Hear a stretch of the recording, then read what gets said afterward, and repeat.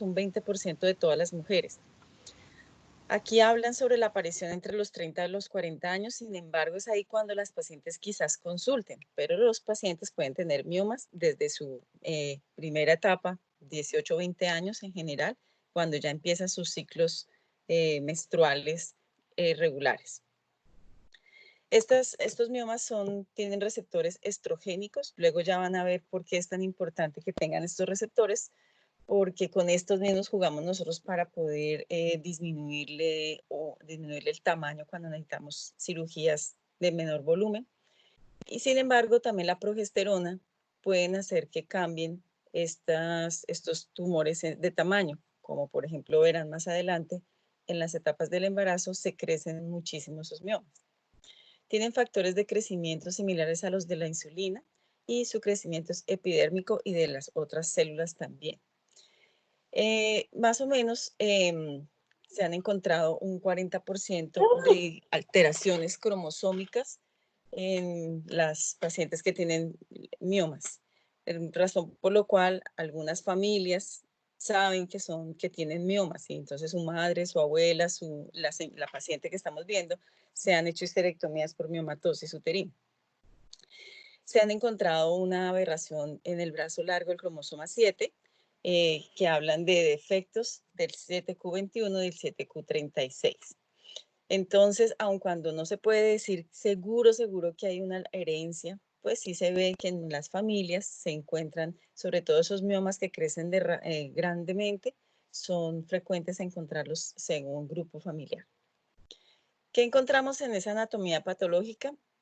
Generalmente son múltiples, pero varían de tamaño desde muy chiquiticos hasta muy grandes y se ubican en diferentes sitios del útero y de sus ligamentos, lo cual hace que sean diferentes los síntomas y los tamaños dependiendo de lo que vayamos a encontrar en ese mioma. Entonces pueden estar en el cuerpo, que es la mayoría, pero también puede estar en el cuello y en los ligamentos anchos, en los anteriores, en los redondos, inclusive pueden estar pediculados que hacen que ocupen un gran volumen y la podamos encontrar inclusive en un flanco o en una hipocondrio izquierdo o derecho, dependiendo qué tan grande sea el pedículo. Como la mayoría son como redondos, lobulados y están usualmente en el miometrio. Entonces, por eso hablamos de miomas intramurales. Los que están hacia la superficie se pueden llamar los subserosos o los submucosos, dependiendo hacia qué lado están. Si está hacia el lado del peritoneo, pues serán los subserosos. Si están hacia adentro del útero, serán los submucosos. Entonces, ahí hay una imagen. Tal vez es que perdónenme que no cambie. Esta es la imagen que el doctor Ávila nos mandó. Hay una imagen que yo les envié, ahora después la revisan, están en colores, en donde se pueden evaluar las características de la presentación de los miomas. Entonces ahí vamos viendo que hay uno cervical, hay uno submucoso que va hacia adentro de la cavidad uterina, uno intramural que es en el músculo, y ese pues también puede tener un gran volumen, puede haber uno pediculado y subseroso. ¿Hasta ahí vamos bien? Sí, señora. Sí, doctora. Ese mioma está usualmente rodeado de una capa, de un tejido como cristalino. Es importante, no sé si alcanzaron a entrar a cirugías de miomas, pero esa cápsula hace que se vuelva como un molde. Entonces es fácil para poderlo retirar cuando nosotros necesitamos sacar solamente el mioma, porque dejan una cápsula que nos permite como disecarlo fácilmente. Cuando uno hace un corte de ese mioma, pues se encuentra que es un tejido liso, muy, muy homogéneo, y se ven las fibras musculares que pueden haber pasado de color músculo, color rosadito, a un color nacarado, blanco. Se llama que ha tenido un proceso degenerativo. Cuando son submucosos, levantan el endometrio, que era lo que les estaba yo diciendo. Entonces, si van hacia la cavidad uterina, lo que pueden ocurrir con esos miomas que van hacia el endometrio es que causen sangrado. Entonces, nosotros tendremos una sola patología, pero muchas maneras de que la paciente nos consulte. Por eso es lo que más vemos y lo que más manejamos. Cuando están al nivel del canal cervical o de la vagina, pueden parecer un aborto. Entonces, pueden sangrar también. Pueden parecer un cáncer de cuello uterino. Y la paciente puede consultar por una EPI porque puede obstruir el orificio cervical interno. O sea que son de diferentes maneras de consultar según la ubicación.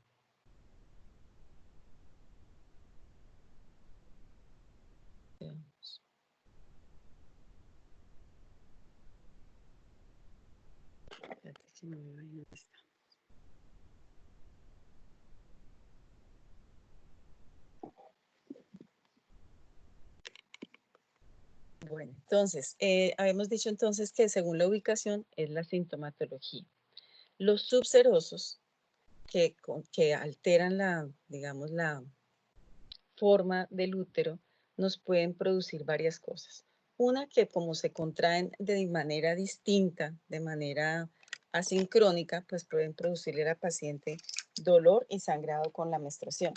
Pero también deforman el endometrio un poco, entonces pueden consultar también por metrorragias. Entonces, una consulta frecuente de una paciente no solamente es los trastornos de la menstruación, sino el volumen. Pueden tener un alto volumen de sangrado y por eso nos pueden consultar.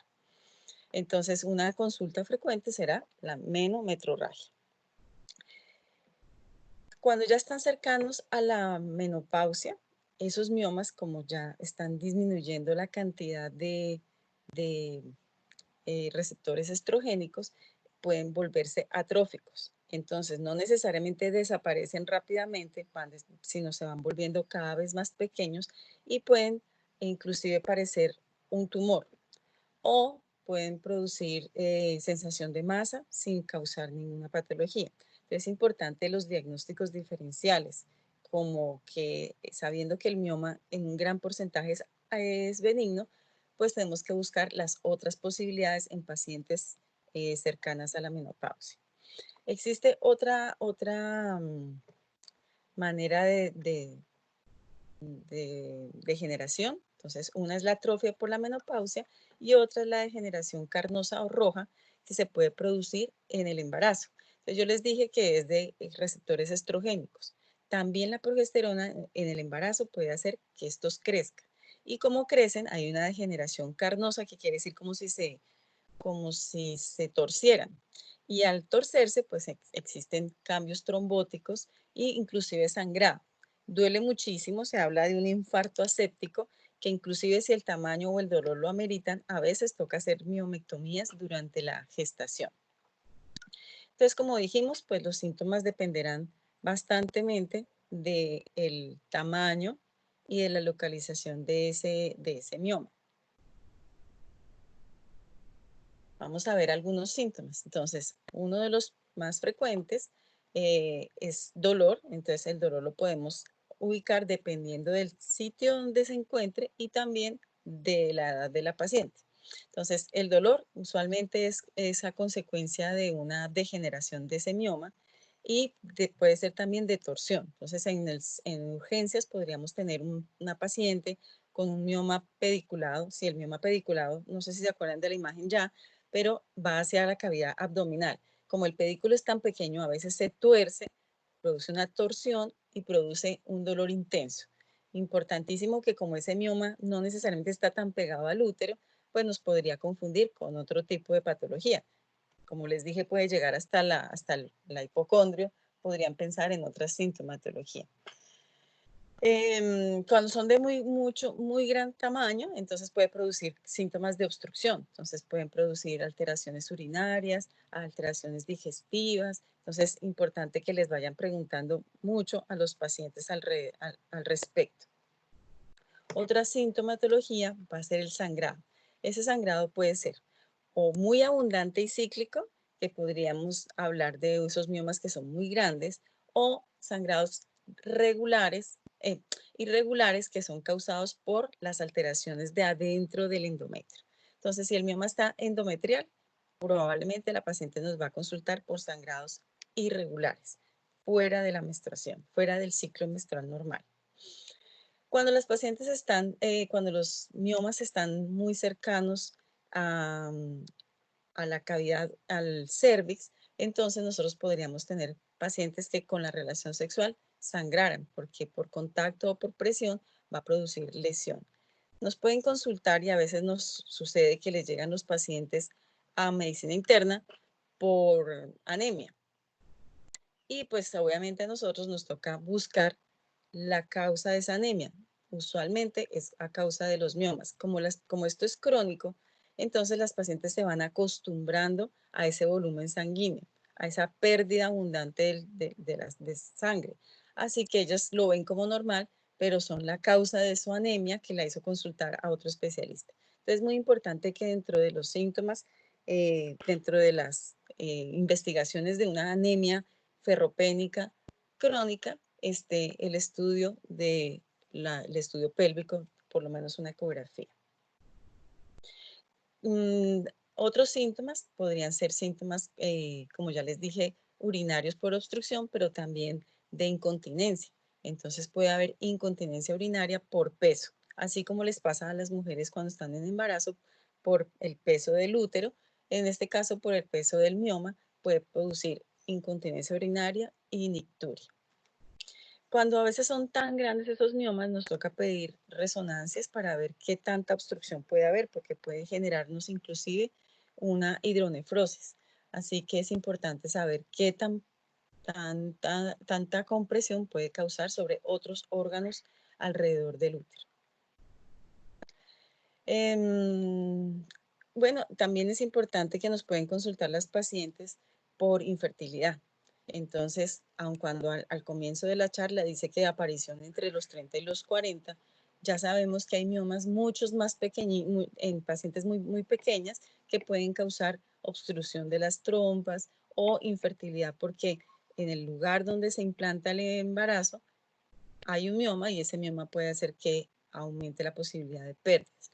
Entonces, importante que nosotros estemos evaluando cuando la paciente nos consulta para deseo de fertilidad, ver a veces no solamente la ecografía, sino a veces nos toca otros estudios que nos puedan ver, por ejemplo, una histeroscopia para poder evaluar la capa interna del útero que nos pueda decir no solamente si está bien la cavidad uterina, sino que no tenga ninguna obstrucción de las trompas que puedan causar esa infertilidad. Les había dicho que entonces en el embarazo crecen bastante y también pueden ser causantes de alteraciones de nuestro embarazo. ¿En qué sentido? Pues podría en el primer trimestre hacer posible que se pierda, en el segundo y en el tercero puede producir amenazas de parto prematuro, presentaciones anormales. No creo que les había dicho cuando hablamos de podálico que un mioma podría ser la causa de que el bebé se acomode de forma anormal. Entonces, muy probablemente si ustedes encuentran un bebé en podálico, revisen la cavidad uterina con mayor detenimiento porque a veces es algo que esté obstruyendo que el bebé se vaya a acomodar como debe ser. Deteriora la contractilidad uterina, entonces puede ser que ese parto sea anormal en el momento porque tiene una contracción distinta a la normal. Y pues puede producir, como no se contrae tan bien esa fibra uterina, puede después de un parto causar hemorragia postparto. Entonces es importante que nosotros evaluemos que una paciente con una miomatosis uterina sea grande o muy grande. El mioma puede causar desde pérdidas de la gestación hasta alteraciones de la implantación, puede haber un abrupcio de placenta o inclusive puede producir endometritis, porque si la placenta quedan algunas membranitas sobre la superficie irregular del mioma, podría causar una endometritis. Entonces, importantísimo que ustedes empiecen a buscar en la paciente. Ahora que nos están diciendo que tenemos que tener distanciamiento, pues hay cosas que no se pueden evitar. En un examen ginecológico necesariamente uno tiene que revisar, tocar la cavidad abdominal y revisar también el cervix. Afortunadamente no se ha demostrado que haya virus en el canal vaginal y pues ahí no hay muchas vapores que nos puedan causar alteraciones. Sin embargo, siempre uno va a tener que ahora, por lo pronto, un largo tiempo, examinar con mayor detenimiento y mayores cuidados esa paciente, pero hay que examinarla, porque lo que uno no evalúa, pues no le va a poder diagnosticar. Entonces, palpar la cavidad, la pared abdominal y el abdomen va a determinar si hay alguna masa. Esa masa usualmente es dura. Dependiendo si es un pediculado, seguramente se va a mover, pero usualmente es una pared dura, o sea que es fácil tocar un mioma o al menos presumirlo. ¿Cómo vamos a hacer para hacer el diagnóstico? Principalmente pues el examen físico, pero la ecografía va a ser el pan de cada día porque es el que nos va a evaluar por lo menos el tamaño y qué tipo de miomas vamos a encontrar. Otras dependiendo de lo que la paciente en realidad quiera, como por ejemplo la histerosonografía, nos podría evaluar cómo se deforma o cómo no se deforma la cavidad para poderle decir a la paciente si puede embarazarse con ese mioma o hay que quitar el mioma antes de que quisiera embarazarse. ¿Alguna pregunta hasta ahí?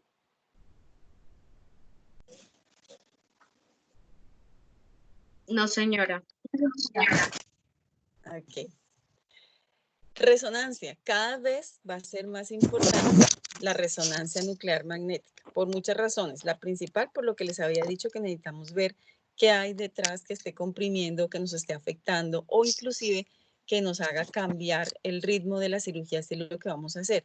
Porque a veces esos miomas deforman tanto la anatomía que pueden comprometer el ureter, pueden comprometer la vejiga y uno tiene que advertirle o tomar medidas, como por ejemplo si estamos creyendo que el mioma podría dañar el uretero o alterar la anatomía, entonces uno le pide al urólogo que le ponga unos tubitos que se llaman los J para poder evaluar el ureter durante la cirugía.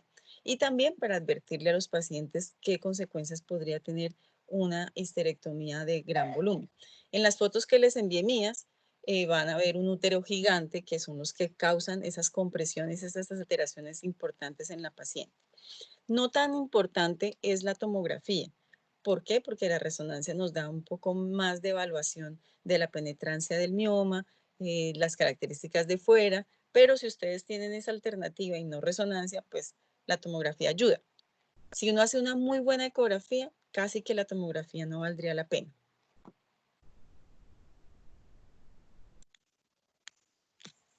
Vamos a hacer el diagnóstico diferencial. Entonces, aquí solamente nos dicen que útero bicorne y cáncer de cuello de tipo endofítico, pero nosotros ya vamos viendo otras cosas. A veces la masa esa que uno cree que es un mioma podría ser inclusive un embarazo. Entonces es muy importante que ustedes, a pesar de que la paciente tenga 47 años, que lo más probable sea que sea un mioma, ustedes deben descartar la posibilidad de que sea un embarazo. Si la masa es muy móvil, entonces deben pensar o sospechar que además de que pueda ser un mioma, podría ser también una neoplasia ovárica. Entonces, todas las masas tubováricas, más si duelen o tienen una alteración inflamatoria, podrían parecerse a miomas y no ser miomas, sino ser masas o abscesos tubováricos. También existen entonces las posibilidades de otras alteraciones como la endometriosis, que causa unas masas grandes alrededor del útero y los ovarios, que también se podrían confundir con miomas. Y el útero, que podría ser más grande de lo normal, pero que en vez de duro, como les conté, puede ser reblandecido, se puede confundir con una patología que se llama adenomiosis. Entonces, para que lo tengan en cuenta también como posibilidades de diagnóstico diferencial.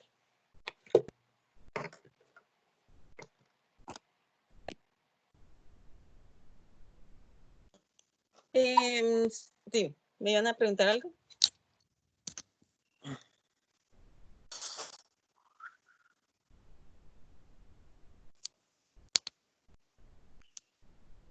Sentí que me iban a preguntar algo, pero bueno. Sobre el tratamiento, entonces, depende. El tratamiento, entonces, vamos a evaluar la paciente qué edad tiene y qué deseos de fertilidad tiene, qué síntomas tiene, que es lo más importante sea eso, ver qué síntomas tiene para poder uno evaluar y ayudarle con sus síntomas y con sus enfermedades. Entonces, si la paciente, la mayoría viene porque se le descontroló el ciclo menstrual, una posibilidad grande podría ser un anticonceptivo. Pero si lo que causa es un dolor y los miomas no son tan grandes y ella todavía no ha completado su fertilidad, quizás sea un antiinflamatorio.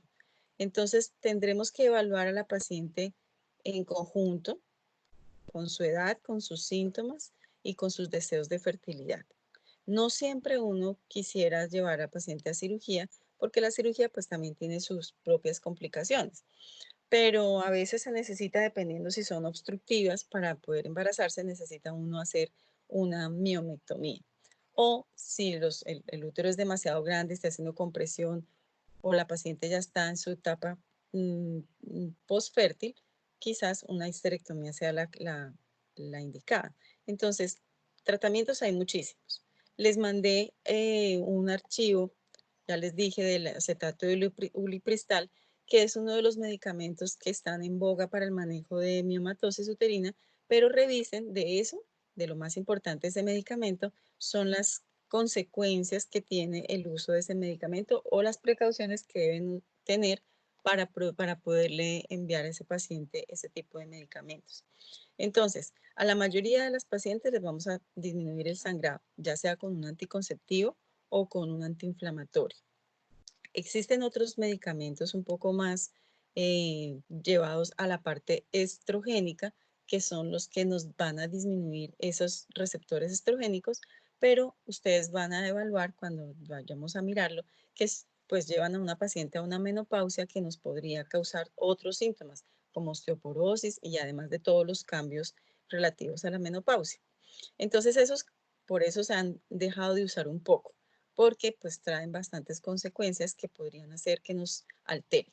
Hay un medicamento que se usaba antes, que es el danazol, que ahí está con S, pero es con Z, y ese medicamento ya no se usa tanto por muchas razones, porque no solamente la lleva a menopausia, sino la lleva a un estado de masculinización. Entonces, la paciente no se va a sentir de la mejor manera.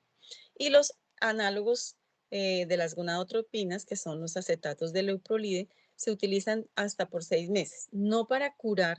Si a alguna paciente ustedes les dicen, deme un medicamento que me quite los miomas, ustedes les van a decir que no existe. Solo estos medicamentos son para reducir el tamaño. Entonces, con esos miomas muy, muy, muy grandes, uno le podría dar ese medicamento, reduce la masa, disminuye el sangrado y la cirugía va a ser un poco menos agresiva. O en pacientes que tengan miomas no tan grandes, pero que uno quiere no invadirla porque quiere fertilidad, uno le puede dar ese medicamento, reduce la cantidad, el tumor o los tamaños o la cantidad, y en ese momento la paciente se puede embarazar. Entonces, ya les había mencionado, entonces, histerectomía solo en pacientes que ya no quieren tener hijos. La miomectomía en caso de pacientes que sí quieren tener hijos todavía, y la miomectomía se puede hacer por 2 vías. Por una vía abdominal, que es como la parotomía normal, o por vía laparoscópica, que es con la incisión más pequeña por el ombligo y ahí se puede hacer morcelación. Ha habido mucha controversia al respecto de sacar miomas por ahí, porque hay un pequeño porcentaje de miomas que se pueden volver un sarcoma.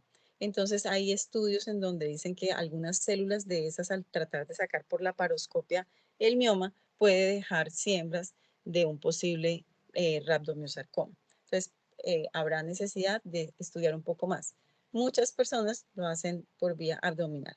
Y existe otra posibilidad de hacer una miomectomía por vía histeroscópica, que entonces entra uno por vagina, entra a la cavidad uterina y pues a cuáles miomas serán los que vamos a quitar ahí. Los miomas submucosos, que son los que nos alteran la pared endometrial. Existen otras formas de tratar que son, digamos, como hacer lo posible para que se quite la circulación a ese mioma. Entonces puede ser o por embolización de la arteria uterina, en casos en que no sea posible una cirugía, por ejemplo, si una paciente muy compleja tiene alteraciones pulmonares o cardíacas y necesitamos que la paciente deje de sangrar, es posible que uno, haciendo embolización de la arteria uterina, pudiera mejorar el síntoma del sangrado.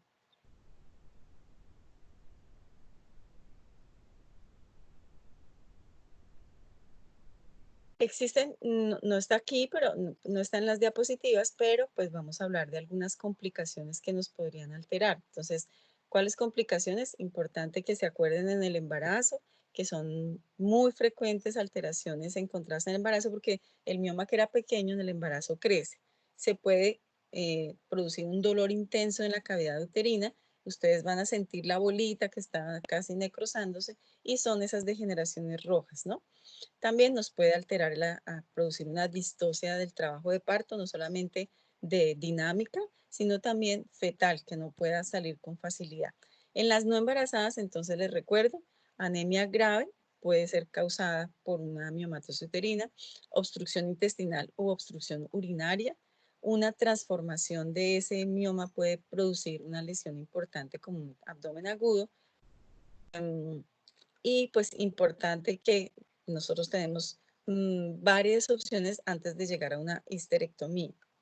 Casi nunca una histerectomía se hace vaginal cuando hay miomatosis uterina. Entonces, cuando esas pacientes tienen prolapso, están en la consulta y le parece a uno obvio que hay que hacer histerectomía vaginal, a esa paciente que no se les olvide tomar una ecografía, porque a veces pasa que cuando uno ya va a hacer la histerectomía, no puede hacerla porque hay un mioma que nos esté produciendo una obstrucción.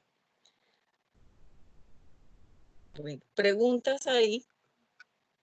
Doctora, yo tengo una pregunta. Ya. Cuando tú hablas del tratamiento que se puede dar con anticonceptivos, ¿esos anticonceptivos pues son netamente de estrógenos sin progestágenos o se puede mutuo o hay o qué Entonces, tipo de anticonceptivo? sí, sí, buena pregunta. Entonces, tenemos varias opciones.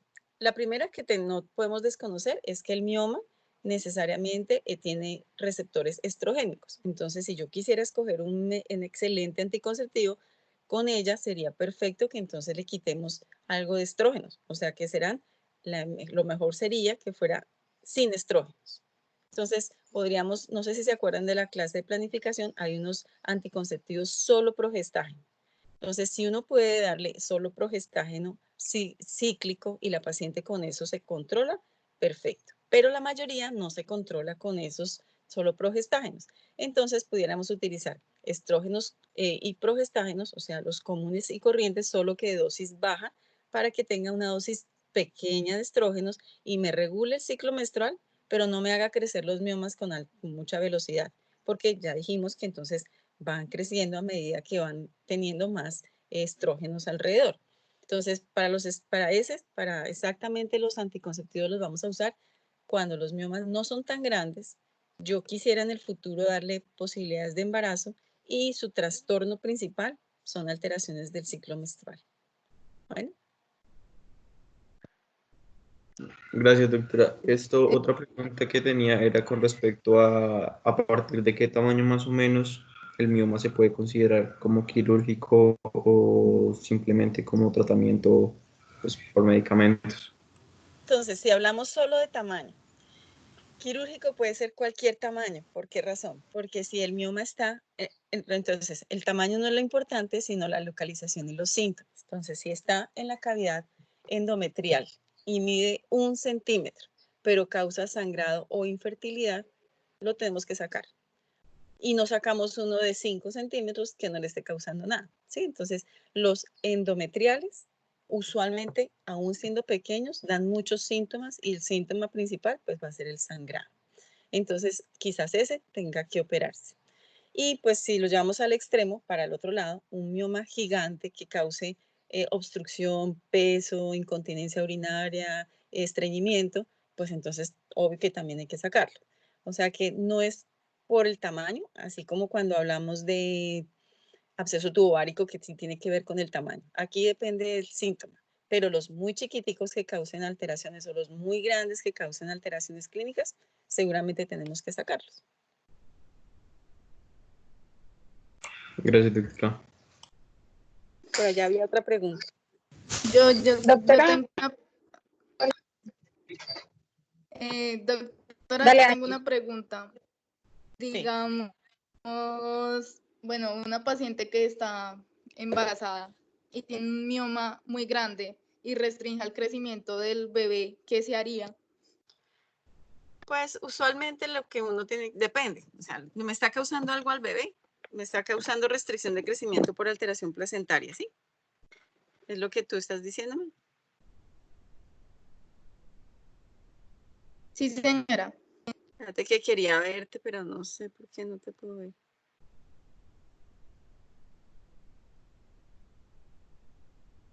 Bueno, no sé, no pude verte. Ah, no tienes la foto, tal vez, no tienes ahí la... Bueno, en fin, entonces, con No, no, respecto... señora, no tengo foto. Eso es el problema. No te veía porque no estás en foto. Entonces, respecto al embarazo, es poco probable que, o sea, tiene que ser un mioma gigante, gigante para que la placenta sea tan insuficiente como para que el bebé se vuelva pequeño por ese mioma. Si el mioma está, solamente se opera el mioma cuando esté causando, por ejemplo, si está en el cervix y empieza a sangrar. Ahí toca pasar la cirugía para quitarle el mioma que está saliendo por el cervix como si fuera un aborto. O en el caso de que se degenere, que es la que les conté, carnosa, una generación carnosa en el embarazo, quiere decir que se vuelve como si estuviese necrosado. Necrótico es un dolor intensísimo. Entonces uno entra a cirugía y saca el mioma. De resto, no. De resto tenemos que hacer todo lo posible para que ese bebé se alimente. Damos flujos uterinos, damos medicamentos para que mejore la vascularización y probablemente tendremos que sacarlo antes. Entonces seguramente vamos a tenerle que madurar pulmones y demás para sacarlo antes.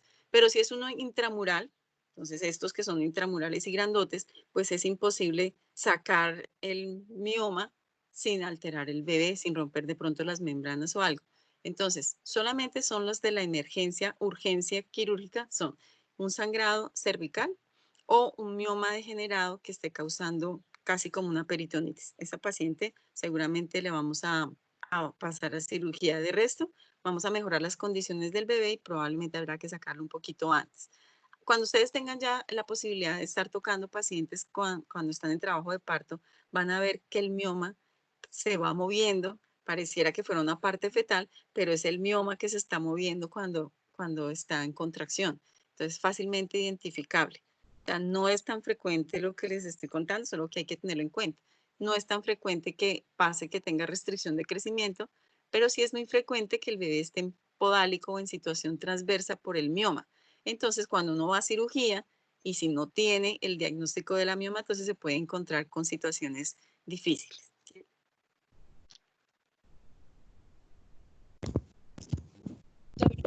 Muchas gracias, doctora. No, con gusto. Ahora por Doctora, allá otra pregunta. sí, doctora, yo tengo una pregunta. ¿Qué tan confiable puede ser una ecografía que tiene como resultado miomatosis, pero fue tomada con el periodo? No, no pasa nada con el, no pasa nada. Cuando tienes la menstruación, el endometrio va a estar más grueso. Entonces, la precaución con las ecografías, cuando ustedes reciben una ecografía, es ver a la paciente en qué época tuvo la menstruación para saber si ese endometrio que está grueso es grueso porque estaba con la menstruación o es grueso porque tiene una alteración endometrial como una hiperplasia y demás. O sea, que si tiene un mioma, no va a variar con la menstruación en absoluto. Sí es importante saber que hay ecografías de todo tipo, buenas, malas y muy re malas. Y en esas que son muy buenas, la clasificación de los miomas ha variado. Entonces nos van a decir qué tanto, qué tan grandes están, en qué lugar se encuentran. No solamente nos van a decir eso, sino nos van a decir qué tanto invade la cavidad endometrial para poder saber los síntomas. El número, a veces les da pereza escribir cuántos miomas y dónde están. Y es obligatorio de los ecografistas o si le hacen una resonancia de determinar el número de miomas y los lugares y el tipo de mioma. O sea que las ecografías que ustedes ven, la mayoría son ecografías regulares en el sentido de que son de poco tiempo para hacerse y los resultados son todos miomas. Entonces no lean la parte de abajo, sino lean la descripción que el doctor hace con la idea de poder ver exactamente dónde está, porque no es lo mismo un mioma en cervix, en el fondo uterino, en el cuerno, depende de dónde se encuentre la sintomatología que ustedes van a encontrar será distinta. Entonces, con el periodo no pasa nada. O sea que sí se puede visualizar miomas. Claro, claro, los miomas, sí, claro, se ven completamente bien. Lo único, ya te dije, de la menstruación es el endometrio. Solamente saber si está muy grueso, ya sabes que era porque estaba con la menstruación. Pero los miomas ni se quitan ni se aumentan con la menstruación. Listo, doctora, muchas gracias. Doctora, Dime. una pregunta. Si en el momento de la cesárea se detecta un mioma, ¿qué tan viable es resecarlo en ese mismo momento? Lo ideal sería no sacarlo, pero desafortunadamente le toca muchas veces a uno hacer una miomectomía porque justo se hacen en el sitio donde uno va a sacar al bebé. Entonces, si están en el sitio inadecuado y el bebé no puede salir por ese sitio, entonces había a veces que hacer una miomectomía. ¿Pero por qué no se hace cirugía de una vez? Porque cuando uno está embarazado aumentan todos los vasos, hay una hiperplasia vascular y entonces, ¿qué va a pasar con esa paciente que ya tiene factores de riesgo para sangrar por el embarazo? ¿Tiene factores de riesgo de sangrar? Pues porque está el útero más grande de lo normal. Hacer una miomectomía puede hacer que se aumente el tiempo quirúrgico y entonces idealmente es que uno deja eso para después porque luego que pase el embarazo el mioma inclusive puede ser tan pequeño que inclusive no valga la pena operarlo. Entonces solo se hace cuando está en el lugar inadecuado para poder sacar al bebé. Listo, doctora, muchas gracias. Bueno.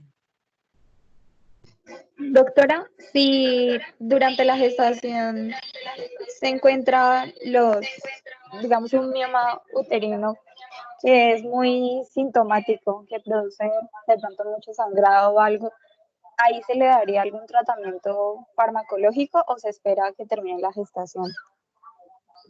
Pero es que si la paciente consultara por sangrado, pues sacaría al bebé, ¿no te parece?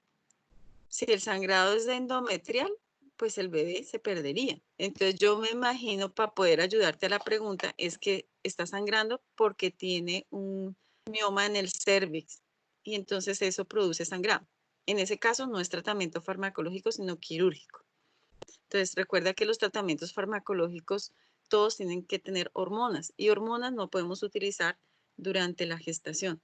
Entonces probablemente no va a haber sangrados de este tipo endometrial y embarazo, porque el embarazo produce progesterona que hace que no sangre. Solo sangraría un embarazo y un mioma si el mioma está hacia el cervix o pediculado y se rompió, entonces ahí habrá una hemoperitoneo y el problema será pues abordar el sitio donde está sangrando. O sea que tratamiento farmacológico para miomas en embarazo no es posible. Y lo otro es que se consideraría un anticonceptivo, o sea, a dosis bajas, anticonceptivos orales. ¿Qué se considera? Repíteme, Sí, por favor.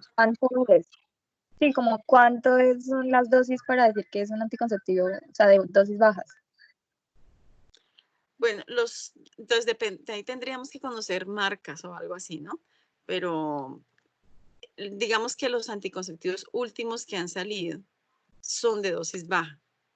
¿Sí? Entonces los primeros que se llaman Neoginón, no sé qué, son unas dosis súper altas.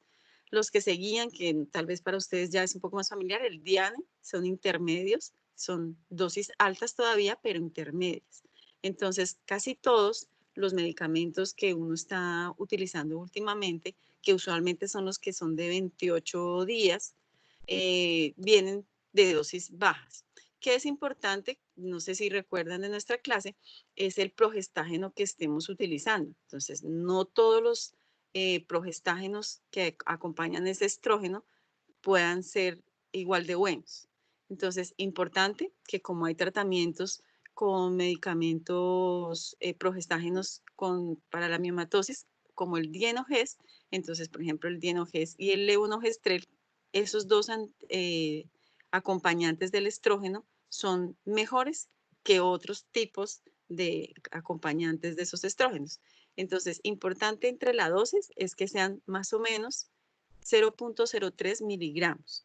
Eso es una dosis baja. Y eso es lo que tienen casi todos los anticonceptivos de última generación. ¿Sí?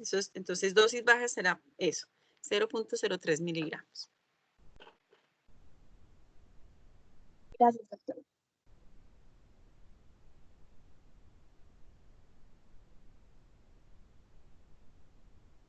Bueno, miren el artículo y el lunes cuando nos encontremos nuevamente repasamos eso un poquitico antes de empezar la que vamos a evaluar, que vamos a hablar de hipertensión inducida por el embarazo. Bueno. Vale, doctora, muchísimas gracias. Bueno, un abrazo. Sí, señor. Feliz día. Bendiciones. Bueno, doctora, gracias.